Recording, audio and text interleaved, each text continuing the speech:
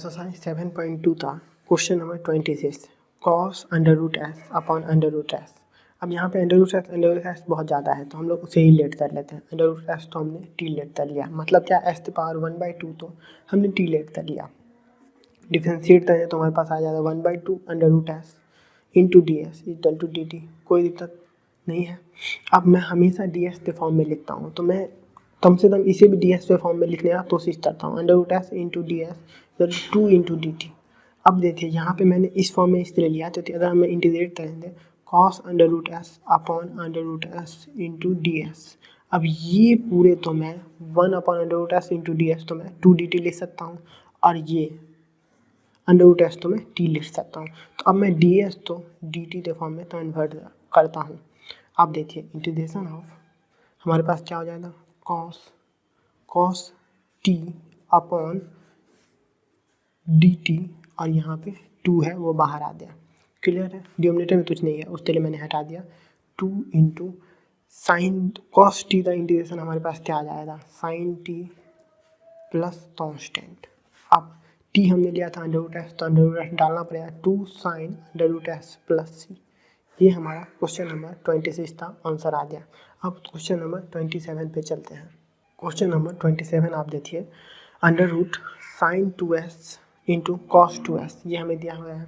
इसमें हम लोग किसे लेट करेंगे। अगर आप बोले मैं साइन 2s तो लेट करूँगा, अब आप बोले क्यों, इसके लिए कि अगर हम उसे डिफ्रेंशिएट करें तो वो कॉस के फॉर्म में आ जाएगा।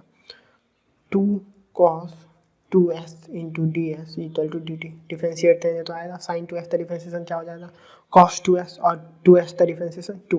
क्लियर है। तो अब आप देखिए हमारे पास इंटीग्रेट करना है integration of under root sine 2s into cos 2s into D S. ये हमारे पास हो गया।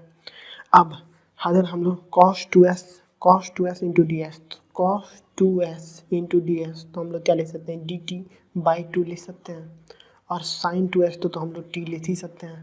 तो अब हम लोग डी एस तो जो फॉर्म में है उसको डी टी के फॉर्म में कन्वर्ट करते हैं।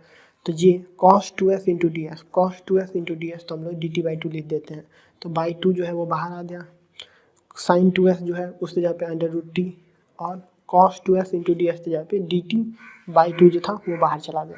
इंटीग्रेट करते हैं तो 1/2 टी के पावर 3/2 अपॉन 3/2 प्लस सी हमारे पास आ गया। अगर हम इसको और सॉल्व करें तो 1/3 टी के पावर 3/2 आ जाएगा।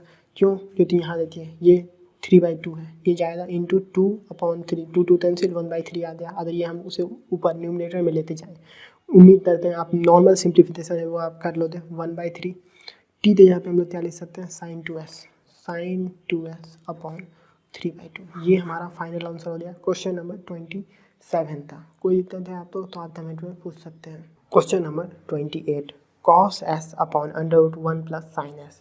अब इसमें हम किसे लेट करें, फिर से हम लोग लेट करेंगे 1 प्लस साइन s तो हम लोग टी लेट करेंगे। क्यों, क्योंकि अगर हम लोग साइन s तो डिफरेंशिएट करेंगे तो वो हमारे पास cos s into D S equal to D t आ जाएगा और यहाँ cos s कैंसिल होने का चांस है।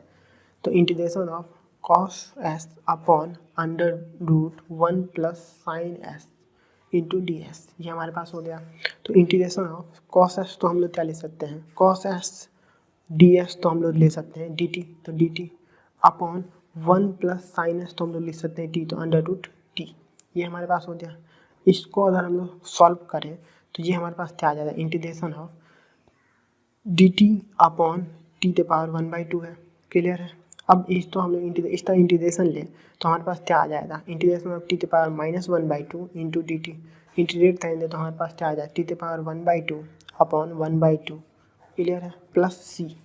अब ये 1/2 है, इससे ऊपर लेते चले जाएंगे तो 2 इंटू टी के पावर 1/2 प्लस सी, जिसको हम लोग ले सकते हैं 2 into under root t plus c लिख सकते हैं ना। तो टी के पावर 1/2 तो हम लोग अंडर रूट टी लिख सकते हैं। अब 2 इंटू अंडर रूट टी के जहाँ पे हम लोग क्या लेंगे 1 प्लस साइन एस तो 1 plus sign S plus c. ये हमारा फाइनल आंसर हो गया क्वेश्चन नंबर 28 का। Question number 29 cot S into log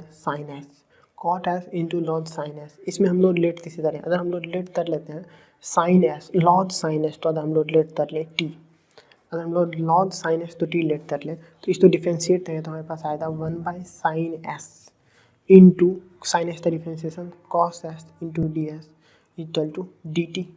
अब हम लोग इसे देखिए cos s upon sine s क्या हो जाएगा, cot S into D S equal to D t. इसी वजह से हमने लॉग साइन एस तो टी लिया, ना कि टॉट एस। तो टॉट एस तो लेते तो ये हमारे पास रिजल्ट नहीं आता, पर हमने लॉग साइन एस तो टी ले लिया, तो उसको डिफ्रेंशिएट है तो 1/sin एस और साइन एस का डिफ्रेंशिएशन कॉस एस, तो हमारे पास cos s upon sine s cot s आ गया।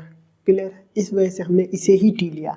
आपके मन में आ सकता है सर हम इसे टी लेना चाहें, इसे टी लोगे तो क्वेश्चन सॉल्व करने में दिक्कत होता है। हमें ये भी जानना बहुत जरूरी है कि हम टी से जूम करें जिससे हमारा क्वेश्चन और सिंप्लीफाई। हमारा एम ये है कि क्वेश्चन हमें सॉल्व करना है, ना कि क्वेश्चन और कॉम्प्लिकेट कर देना है। क्वेश्चन जितना आसानी से सॉल्व हो जाए उतना अच्छा। तो इंटीग्रेशन ऑफ हम लोग सॉल्व करते हैं इसे। क्लियर है, हम लोग सॉल्व करते हैं तो integration of cot S into log sine S D S. अब इंटीग्रेशन ऑफ हमने लेट कर लिया था लॉग साइन एस तो हमने टी ले लिया था, और cot S into D S तो हमने डी टी ले लिया था, तो वो डी टी ले दिया। इतना दूर तो टी और ये दोनों डी टी, तो वो हमारे पास आ गया integration of T into D T. Solve करते हैं तो हमारे पास आएगा टी स्क्वायर अपॉन 2 प्लस सी।